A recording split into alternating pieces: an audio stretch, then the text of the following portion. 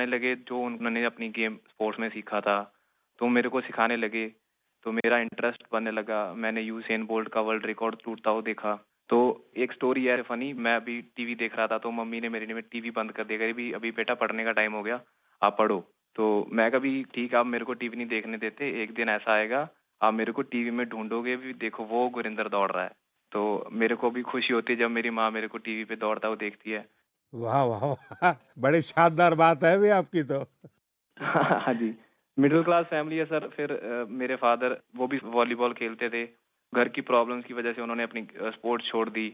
उनका जो सपना पूरा करने वाला रह गया, तो उन्होंने मेरे अंदर वो सपना देखा भी मेरा बेटा वो सपना पूरा करेगा। तो मैं उनसे बातें करता था, फिर सुनता था मिल्खा सिंह इतनी मेहनत करते थे। मैं उनको बोलता था मैं भी एक दिन आपका सपना पूरा करूंगा। तो बोलते सपना पूरा ऐसे नहीं होता, उसके लिए बहुत हार्ड वर्क करना पड़ता है, मेहनत करनी पड़ती है। मिल्खा सिंह जी खून की उल्टियां करते थे, धूप में भागते थे, सारा सारा दिन ट्रेनिंग करते थे। तो वो चीजें मेरे को इंस्पायर करती थी। मेरे फादर मेरे को इंस्पायर करते थे कि मैं भागूंगा अपने देश के लिए मेडल लाऊं, जीतूं। और ये भी था भी जब मैंने इवेंट चूज किया 100 मीटर, सभी मेरे को बोलते थे भी 100 मत करो, 100 इंडियंस का इवेंट नहीं है, इंडियंस की बॉडी 100 मीटर के लिए बनी ही नहीं है। तो मैं और मेरे फादर हमेशा बोलते थे भी गुरिंदर, हमने ये चूज किया है, हम इससे पीछे नहीं हटेंगे। जो हमें बोलते हैं भी हम नहीं कर सकते, हम उसको करके दिखाएंगे, और तू करके दिखाएगा, मुझे तेरे पे भरोसा है। तो वो भरोसा जब मेरे को मेरे फादर ने मेरे पे किया, तो मैं उस भरोसे को अपनी हिम्मत बना के मैं चला, और मैं आज हर इंडियन बोलता है भी इंडियन स्प्रिंट कर। देखिए, आप दोनों ने बहुत बड़ा कमाल किया है और सिर्फ 2 दिनों के भीतर आप दोनों ने 3 बार नेशनल रिकॉर्ड तोड़ा है। 100 मीटर रेस में दौड़ना और जैसा गुरिंदर वीर जी ने कहा कि लोग कहते हैं कि भारत के लोगों का तो बदन इस काम के लिए है ही नहीं। इतना मुश्किल होते हुए भी आपने काम किया। तो ये दोनों से मैं जानना चाहूँगा और मन की बात के श्रोता भी सुनना चाहेंगे कि कौन-सा जज़्बा था, क्या जीत थी, क्या सोचा था और कैसे कर रहे थे? ये कितना मुश्किल होता है? जी सर, मैं गुरिंदर, मैं जब स्टार्टिंग में सर बहुत स्ट्रगल था, बहुत बार डाउट भी आया कि मैं सही कर रहा हूँ, मैं सही चूज़ किया, क्योंकि हर बार आप नहीं जीते, कभी-कभी आप सीखते हो। जब मैं हारता था, जब मैं सही परफॉर्मेंस नहीं आती थी, कोई इंजरी आ जाती थी, तो मेरे घर वाले मेरे को सपोर्ट करते थे भी कोई नहीं, एक दिन बुरा चला गया, 1 साल बुरा चला गया तो इससे ज़िंदगी खराब नहीं होती, सपने देखना नहीं छोड़ते। तो मेरे कोच ने भी मेरे को ये सिखाया, अगर तू नहीं करेगा तो कोई और नहीं कर पाएगा। तो ऐसे जब हमारी कम्युनिटी, हमारे आसपास के लोग हमें उत्साहित करते हैं, तो हमारा कभी वो मोटिवेशन नहीं टूटता। अनिमेष जी? सर, मुझे तो सारे लोग बोलते थे कि जब मैं 2021 में चालू किया एथलेटिक्स, तो मुझे बोलते थे कि देख ये नया नया फील्ड है, तू कर पाएगा कि नहीं। तो मैं बोला कि अब मैं इस फील्ड में घुसा हूँ तो करूंगा ही। मेरे पापा भी हमेशा मुझे बोलते थे कि तू इस फील्ड में घुसा है तो कभी पीछे मुड़ के देखना मत, क्योंकि सोचते तो सभी हैं कि ये करना है वो करना है, बट करके बहुत कम ही दिखाते हैं। तू बस इस फील्ड में घुसा है तो इस पे अमल रहना, इस पे आगे बढ़ना है। देखो सारी फैसिलिटीज सब चीज़ हम लोग सपोर्ट करेंगे, फैमिली सपोर्ट, फाइनेंशियल सपोर्ट, सब चीज़ हम लोग करेंगे। बस तू मेहनत कर और इंडिया को दिखा कि इंडियंस भी भाग सकते हैं। क्योंकि ये मुझे भी लोग बोलते थे कि इंडियंस की जीन्स ऐसे नहीं है कि वो सब 10 या सब 10-1 के अंदर भाग सकते हैं या कोई स्प्रिंट कर सकता है। बट अभी हम दोनों ने ऐसे प्रूव किया कि इंडियंस भी कर सकते हैं, ऐसा कोई हार्ड नहीं है हमारे लिए, हम भी सब कुछ कर सकते हैं। तो सर ये सारी चीज़ें मुझे बहुत मोटिवेट करती है, एंड जैसे जैसे हम ट्रेनिंग कर रहे हैं हम और टाइमिंग तोड़ रहे हैं अपना, एंड बाकी इंडियंस को भी ये चीज़ दिख रहा है कि इंडियंस भी कर सकते हैं, एंड हम और करेंगे सर अभी। एंड अभी हम दोनों का सिलेक्शन कॉमनवेल्थ गेम्स के लिए भी हुआ है, तो वहाँ अपकमिंग कंपटीशन में हम और अच्छा परफॉर्म करेंगे। अच्छा देखिए, मेरे मन में भी एक कुतूहल है और लोगों को भी होगा। मैंने सुना है कि आप दोनों अच्छे दोस्त भी हैं। आप दोनों ने कुछ ठान रखा था क्या कि तुमने मेरा रिकॉर्ड तोड़ा तो मैं तेरा रिकॉर्ड तोड़ दूँगा? पहले अनिमेष बता दे। सर जी पहले रिकॉर्ड 10.18 का था जो कि मेरा ही था, एंड देन उसको गुरिंदर भैया ने सेमीफाइनल में तोड़ दिया 10.17 करके, एंड मैंने फिर से उसको सेमीफाइनल 2 में 10.15 करके तोड़ दिया। तो उस समय जब मेरा सेमीफाइनल हुआ तो हम दोनों ही खुश थे कि हाँ चलो ठीक है, तो आज रिकॉर्ड टूटा एंड चलो हम दोनों ने तोड़ा ऐसा। क्योंकि उस समय कंपटीशन में राइवलरी रहती है, बट हम दोनों ठान के रखे थे पहले से ही कि उससे पहले हम लोग सऊदी अरेबिया भी गए थे कंपटीशन करने के लिए। तो वहाँ भी हम दोनों रूममेट थे, तो हम दोनों वहाँ भी ऐसा बात करते थे कि इंडिया के स्प्रिंटिंग को आगे लेके जाना है एंड हमारे ही हाथों में है वो चीज़। हम जो करेंगे वही बाकियों को मोटिवेट करेगा। गुरनरवीर क्या कहना चाहेंगे? हम दोनों ने डिसाइड किया था भी हम दोनों अच्छा भागेंगे। तो कभी भी सर एक दूसरे को ज़रूरत होती है तो एक दूसरे के साथ खड़े होते हैं। जैसे अभी रिकॉर्ड करने से पहले जब मैंने रिकॉर्ड किया फिर अनिमेश ने किया, तो जब हम वार्म अप कर रहे थे तो मैं अनिमेश को बता रहा था, अभी अनिमेश वो ब्लॉक सही है, उस पे जाके बैठ, वहाँ पे स्ट्राइड कर ले, हम वार्म अप यहाँ पे करेंगे, यहाँ पे वार्म अप सही होगा। तो एक दूसरे की हेल्प करते हैं, एक दूसरे की हेल्प करते हैं जब, तो दूसरा भी इम्प्रूव करता है, हम भी इम्प्रूव करते हैं। तो दोस्ती भी चाहिए सर, बट जब हम ग्राउंड के बाहर हैं, कंपटीशन के बाहर हैं तो हम दोस्त हैं, बट जब हम ग्राउंड में चले जाते हैं तो एक दूसरे के कॉम्पिटिटर हो जाते हैं। तो ये होता भी मैं इससे फास्ट भागूंगा, मैं इससे फास्ट भागूंगा। देखिए, आप लोगों ने जो स्पर्धा की है ना, वो देश का मान बढ़ाने के लिए की है। देश को भविष्य में इस जगह पे पहुंचाने के लिए की है और एक पॉजिटिव स्पिरिट से की है। और मैं मानता हूं कि आपका ये जो स्पोर्ट्समैन स्पिरिट है, खेलना भी है, एक दूसरे को चुनौती भी देना है और फिर आगे निकलने के लिए प्रयास करना है और फिर आगे जाने के लिए एक दूसरे की मदद करना है। ये अद्भुत काम किया है आप लोगों ने। मेरी तरफ से आपको बहुत बहुत बधाई, मेरी बहुत बहुत शुभकामनाएं और आप देश का नाम भी रोशन करेंगे, मुझे पूरा विश्वास है। आप ऐसे ही मेहनत करते रहिए, बहुत प्रगति होगी। बहुत बहुत शुभकामनाएं मेरी। शुक्रिया सर, थैंक यू शुक्रिया सो मच आपका सर। सर। बहुत बहुत धन्यवाद। मेरे प्यारे देशवासियों, इस समय देश के ज्यादातर हिस्सों में बहुत गर्मी पड़ रही है। तेज धूप, गर्म हवाएं, ऐसे मौसम में अपना ध्यान रखना बहुत जरूरी है। पानी पीते रहिए। धूप में अगर निकलना ही पड़े तो थोड़ा संभल कर निकले। इस दिशा में सरकार की भिन्न भिन्न डिपार्टमेंट्स ने जो गाइडलाइंस जारी की है वो भी भूलिएगा नहीं। साथियों, हमारे यहाँ गर्मी से लड़ने का तरीका कई बार रसोई में भी मिलता है।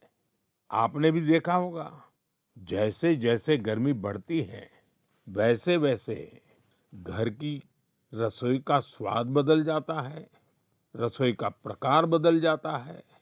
कहीं मटके का पानी निकल आता है, कहीं दही जमने लगता है, तो कहीं कच्चे आम उबलने लगते हैं और फिर शुरू होता है देसी पेय का दौर। देसी पेय से आप भी परिचित हैं। अगर आप उत्तर भारत में जाएंगे तो काफी जगह आपको मिलेगा आम पन्ना, कच्चे आम का स्वाद और गर्मी से राहत भी। पंजाब हरियाणा जाइए तो लस्सी मिल जाएगी, बड़े गिलास वाली लस्सी। राजस्थान और गुजरात में छाछ जैसे हर खाने की साथी बन जाती है। और बिहार, झारखंड, पूर्वी उत्तर प्रदेश में सत्तू का शरबत, उसकी तो बात ही क्या है। पेट भी भरे, ताकत भी दे। कोंकण और गोवा में कोकम शरबत, सोल कढ़ी, दक्षिण भारत में पानकम, नीरमोर, संबारम और ओडिशा में बेलपना। वो सिर्फ पेय नहीं, भारत के अलग अलग क्षेत्रों की परंपरा का हिस्सा है और इसमें एक भारत श्रेष्ठ भारत की भावना की झलक भी मिलती है। और एक बात जरूर ध्यान रखिएगा, इनमें से ज्यादातर चीजें हमारी अपनी रसोई से निकली है, हमारे खेत खलिहान से निकली है। कोई बड़ी ब्रांडिंग नहीं है, लेकिन पीढ़ियों का अनुभव उनमें समाया हुआ है। आप भी गर्मी के दौरान देसी पेयजलों का खूब आनंद लीजिए। साथियों, गर्मी आते ही एक और चर्चा हर घर में शुरू हो जाती है और वो है आम। आम आम चर्चा का विषय होता है। भारत में शायद ही कोई घर होगा जहां गर्मियों में आम की बात न होती हो। हर इलाके का अपना आम, अपना स्वाद, अपनी खुशबू। महाराष्ट्र और कोंकण का हापुस, अल्फांसो, गुजरात का केसर, ये तो आमरस की जान है। उत्तर प्रदेश का दशहरी और मेरी काशी का लंगड़ा। वैसे लंगड़ा आम की एक खास बात होती है, पकने के बाद भी उसका रंग कई बार हरा ही रहता है। बिहार का जर्दालू, जिसकी खुशबू दूर से पहचान में आ जाए। चौसा, मालदा, हर नाम के साथ लोगों की यादें जुड़ी हुई हैं। दक्षिण भारत जाइए तो बंगनपल्ली, तोतापुरी, नीलम, मलगोवा, बंगाल का हिमसागर, उड़ीसा और आंध्र प्रदेश का सुवर्ण रेखा, यानी जगह बदलती है, आम का रूप रंग और उसका स्वाद भी बदल जाता है। और साथियों, आम की ये यात्रा अब गांव से ग्लोबल मार्केट तक भी पहुंच रही है। आज मन की बात के माध्यम से मैं आम की पैदावार से जुड़े अपने किसान भाई बहनों की प्रशंसा करूंगा। आप देश की कृषि अर्थव्यवस्था के लिए आम किसान नहीं, बहुत विशेष हैं। ऐसे ही छाए रहिए। साथियों, गर्मी के इन दिनों में ऐसे तो स्कूलों की छुट्टियां होती हैं, लेकिन मैं एक ऐसे क्लास की बात करूंगा जिसमें आपका एडमिशन करने का मन कर जाएगा। साथियों, एक स्थिति की कल्पना कीजिए, एक ऐसा स्कूल जहां बच्चे भी आते हो, युवा भी और बुजुर्ग भी, जहां कोई फीस ना हो, कोई बड़ी बिल्डिंग ना हो, कोई क्लासरूम भी ना हो, और सबसे रोचक बात, वहां क्लास नदी में लगती हो। साथियों, ये कोई कहानी नहीं है, ये एक सच्चा प्रयास है। केरलम के आलुवा में साजी वलाशेरिल जी ऐसा ही एक स्विमिंग क्लब चला रहे हैं। अब तक 15,000 से ज्यादा लोग यहाँ तैरना सीख चुके हैं। साजी जी ने दिव्यांग बच्चों को भी स्विमिंग सिखाई है। इस प्रयास के पीछे एक पीड़ा भी छिपी है। कुछ वर्ष पहले एक नौका हादसे में कई छात्रों की मृत्यु हो गई थी। उस घटना ने साजी जी को भीतर तक झकझोर दिया। उन्होंने सोचा, अगर बच्चों को तैरना आता होता तो शायद कई जानें बच जाती। बस यहीं से शुरू हुआ उनका ये अभियान। साथियों, साजी वलाशेरिल जी का जीवन हमें एक बहुत बड़ी सीख देता है। सेवा करने के लिए बहुत बड़े साधन जरूरी नहीं होते, जरूरी होता है एक अच्छा इरादा और लगातार किया गया प्रयास। इन्हीं के दम पर हजारों लोगों के जीवन में बदलाव लाया जा सकता है। मेरे प्यारे देशवासियों, बीते दिनों मुझे यूरोप के नीदरलैंड जाने का अवसर मिला। वहां मैं कई मीटिंग में शामिल हुआ। इसी दौरान एक ऐसा क्षण आया जिसने हर भारतीय को गर्व से भर दिया। नीदरलैंड्स में आयोजित एक विशेष समारोह में चोला काल की प्राचीन ताम्र पट्टिकाएं भारत को वापस सौंपी गई। उस कार्यक्रम में नीदरलैंड्स के प्रधानमंत्री भी मौजूद थे। इन ताम्र पट्टिकाओं को लेकर मुझे देश विदेश से लगातार संदेश मिल रहे हैं। लोग खुशी जता रहे हैं, गर्व व्यक्त कर रहे हैं। दुनिया भर के तमिल समुदाय में भी इसे लेकर विशेष उत्साह है। साथियों, इन ताम्र पट्टिकाओं को लेकर लोगों में काफी जिज्ञासा भी है। इसलिए आज मैं इससे जुड़ी कुछ बातें आपसे साझा करना चाहता हूं। इनमें 21 बड़ी और 3 छोटी ताम्र पट्टिकाएं हैं। ये मुख्य रूप से राजा राजेंद्र चोला प्रथम द्वारा अपने पिता राजा राजराजा चोला के एक वचन को पूरा करने से जुड़ी है।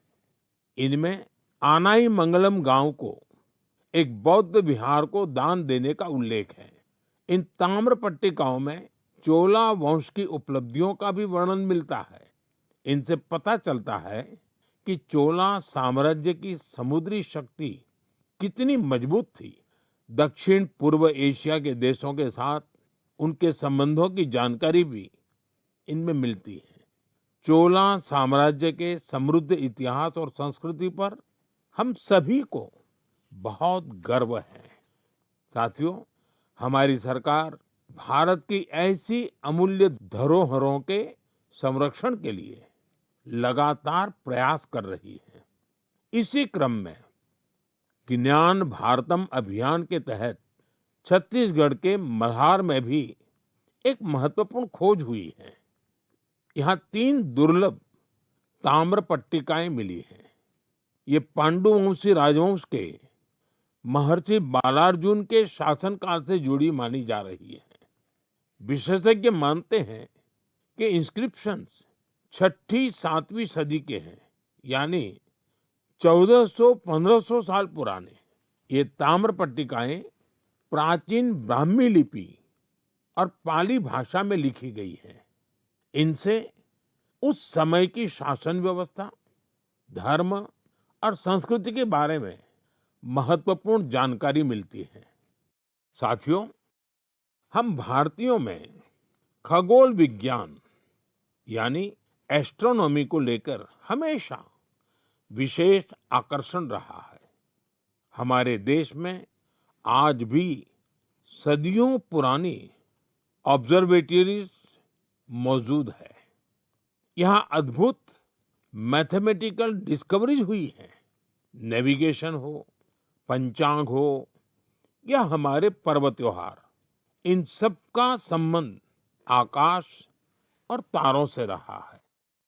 हमारे यहाँ एस्ट्रोनॉमी ने हर पीढ़ी में कौतूहल जगाया है, उसे एक्सप्लोरेशन के लिए प्रेरित किया है और आज के युवाओं में भी इसे लेकर काफी उत्साह दिखाई देता है। आजकल आप भी देखते होंगे, देश भर में एस्ट्रोनॉमी क्लब्स तेजी से लोकप्रिय हो रहे हैं। बड़े शहरों से लेकर छोटे कस्बों तक, स्कूलों से लेकर पार्कों तक इनकी गतिविधियां दिखाई देती हैं। मुझे बेंगलोर एस्ट्रोनॉमिकल सोसाइटी के बारे में जानकारी मिली। यहाँ ऑब्जर्वेशनल सेशंस आयोजित किए जाते हैं। इस संस्था ने ग्रामीण क्षेत्रों में एस्ट्रोनॉमी को लोकप्रिय बनाने का मिशन भी शुरू किया है। खगोल मंडल नाम की टीम ने 30 घंटे का एक बहुत इनोवेटिव कोर्स शुरू किया है। साथियों, रात में तारों को निहारना अपने आप में अद्भुत अनुभव होता है। एस्ट्रो केरला नाम की एक संस्था नाइट ऑब्जर्वेशन कैंप और वर्कशॉप आयोजित करती है। यहाँ युवा साथी टेलीस्कोप बनाना और स्टार मैप्स का इस्तेमाल करना सीखते हैं। राजकोट के बिग बैंग एस्ट्रोनॉमी क्लब ने गिर के जंगलों से लेकर कच्छ के रण तक अनेक एस्ट्रोनॉमी इवेंट्स आयोजित किए हैं। ज्योतिर्विद्या परिसंस्था भी एस्ट्रोनॉमी के सबसे पुराने संस्थानों में से एक है। यहाँ ऑब्जर्वेशनल फैसिलिटीज के साथ साथ बुक्स, लाइब्रेरी और टेलीस्कोप लाइब्रेरी की सुविधा भी है। मैं आईसेक का भी जिक्र करना चाहूंगा। यह एक student led nation wide network है जो एस्ट्रोनॉमी और एस्ट्रोफिजिक्स क्लब को आपस में जोड़ता है। साथियों, अपनी हॉबी के लिए समय निकालना और लगातार कुछ नया सीखते रहना बहुत जरूरी है। मैं युवाओं से आग्रह करूंगा कि वे किसी एस्ट्रोनॉमी क्लब से जरूर जुड़े और इन छुट्टियों में किसी प्लेनेटेरियम को भी जरूर देखने जाएं। साथियों, मन की बात कार्यक्रम को जो लोग टीवी पर देख रहे हैं, मैं उनसे कहूंगा, एक वीडियो जरूर देखिएगा। ये वीडियो पिछले दिनों बहुत चर्चा में रहा। इसमें कुछ लोग बहुत धैर्य से, बहुत सावधानी से एक गंगा डॉल्फिन को बचाने की कोशिश कर रहे हैं। आपको ये जानकर आश्चर्य होगा, इस पूरे प्रयास में करीब 13 घंटे लगे और आखिरकार वो डॉल्फिन बच गई। साथियों, इसमें बहुत बड़ी भूमिका रही भारत की पहली गंगा डॉल्फिन रेस्क्यू एम्बुलेंस की। ये घटना उत्तर प्रदेश की है। वहां एक गंगा डॉल्फिन नहर में फंस गई थी। ऐसे समय में नमामि गंगे अभियान के तहत बनी ये एम्बुलेंस उसके लिए उम्मीद बनकर पहुंची। फिर बहुत सावधानी से उसे बाहर निकाला गया, उसकी जांच की गई, उसका इलाज किया गया और उसके बाद उसे सुरक्षित राप्ती नदी में छोड़ दिया गया। एक तरह से कहें तो एक जीवन फिर अपने घर लौट गया। साथियों, ये डॉल्फिन रेस्क्यू एम्बुलेंस बहुत खास है। इसे एक चलते फिरते अस्पताल की तरह तैयार किया गया है। इसमें डॉल्फिन को सुरक्षित रखने की व्यवस्था है, ऑक्सीजन की सुविधा है, विशेष स्ट्रेचर है, बचाव के उपकरण है। यानी अगर कोई डॉल्फिन घायल हो जाए, नहर में फंस जाए या नदी से कट जाए तो तुरंत उसकी मदद की जा सकती है। साथियों, जब हम गंगा डॉल्फिन को बचाते हैं तो हम सिर्फ एक प्रजाति को नहीं बचाते, हम गंगा की जैव विविधता को बचाते हैं, नदी के पूरे जीवन तंत्र को बचाते हैं और अपनी आने वाली पीढ़ियों के लिए प्रकृति की एक अमूल्य धरोहर भी बचाते हैं। मेरे प्यारे देशवासियों, आप में से बहुत लोगों की नदी, तालाब और कुएं के पानी से जुड़ी यादें जरूर होगी। किसी को तालाब में तैरना याद होगा, किसी को दोस्तों के साथ तालाब किनारे खेलना, किसी को उस मिट्टी की खुशबू याद होगी। बचपन की ऐसी यादें जीवन भर मन में बसी रहती हैं। साथियों, ऐसी ही यादों को बचाने की एक प्रेरक गाथा उत्तर प्रदेश के बस्ती जिले से सामने आई है। बस्ती के आकाश गुप्ता अपने गांव की मनोरमा नदी को देखकर बहुत दुखी होते थे, क्योंकि जिस नदी को उन्होंने बचपन में साफ और जीवन देखा था, समय के साथ उस नदी में प्लास्टिक जमा होने लगा था, गंदगी बढ़ती चली जा रही थी। श्रीमान आकाश ने तय किया कि शिकायत नहीं करेंगे, एक नई शुरुआत करेंगे। शिकायत नहीं, शुरुआत मंत्र बन गया। उन्होंने अपने दोस्तों को साथ लिया। सिर्फ जाल था, फावड़ा था, टोकरी थी और सबसे बड़ी ताकत थी कुछ बदलने का संकल्प। ये युवा नदी में उतरते थे, जलकुंभी निकालते थे, प्लास्टिक और कचरा बाहर लाते थे। कई बार एक दिन में 50-60 किलो तक कचरा नदी से निकाला गया। धीरे धीरे मनोरमा नदी का वह हिस्सा फिर से साफ दिखने लगा। आसपास के लोगों का ध्यान भी इस काम की तरफ गया। लोगों में स्वच्छता को लेकर जागरूकता बढ़ी। साथियों, ऐसी ही एक प्रेरक कहानी गोवा से भी सामने आई है। गोवा के बाल कृष्ण अय्या जी रिटायर्ड टीचर हैं, लेकिन समाज के लिए काम करने का उनका उत्साह आज भी वैसा ही है। उन्हें मड्डी तोलाब इलाके में पानी की समस्या बहुत परेशान करती थी। उन्होंने भी समाधान के लिए काम शुरू किया। बालकृष्ण जी ने पाइपलाइन बिछाने के काम में महत्वपूर्ण भूमिका निभाई। इससे कई घरों तक पानी पहुंचा। जिन परिवारों को पानी के लिए रोज संघर्ष करना पड़ता था, उनके लिए यह बहुत बड़ी राहत बनी। साथियों, पिछले महीने मुझे एक बहुत अच्छा अनुभव हुआ। इसका संबंध मन की बात से भी जुड़ा है, इसलिए आज मैं इसकी चर्चा आपसे करना चाहता हूँ। तमिलनाडु के नागरकोइल में मेरी मुलाकात एक टीचर से हुई। करीब 3 दशक पहले भी मैं उनसे मिला था।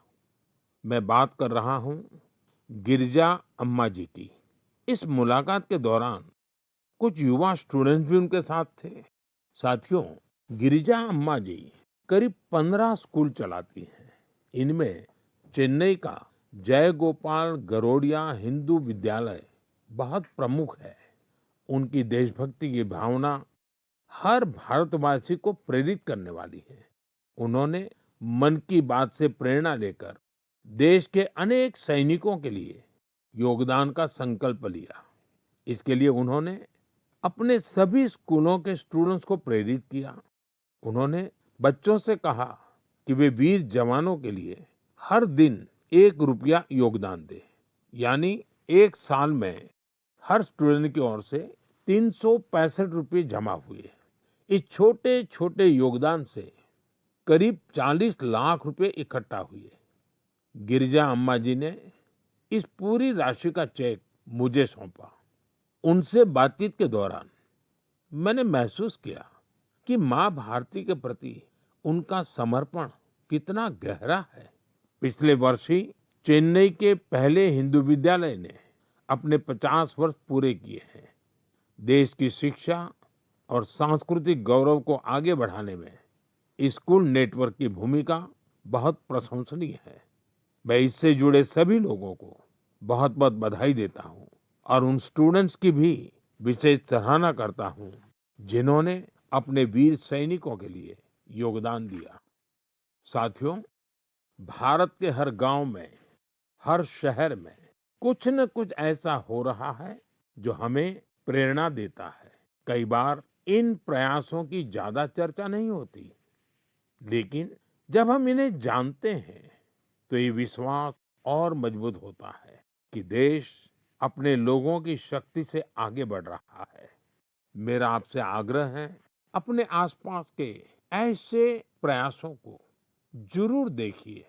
जो लोग समाज के लिए अच्छा काम कर रहे हैं, उन्हें पहचानिए, उनकी सराहना कीजिए, उनसे सीखिए और हो सके तो खुद भी किसी अच्छे काम से जुड़िए। अगले महीने मन की बात में कुछ और प्रेरक गाथाओं के साथ मैं फिर आपसे जुड़ूंगा।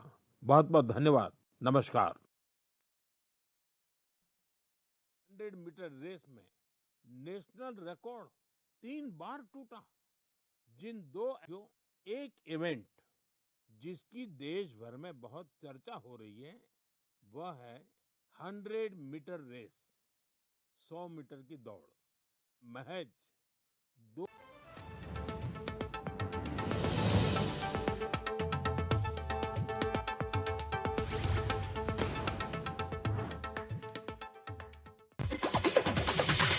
खबरों की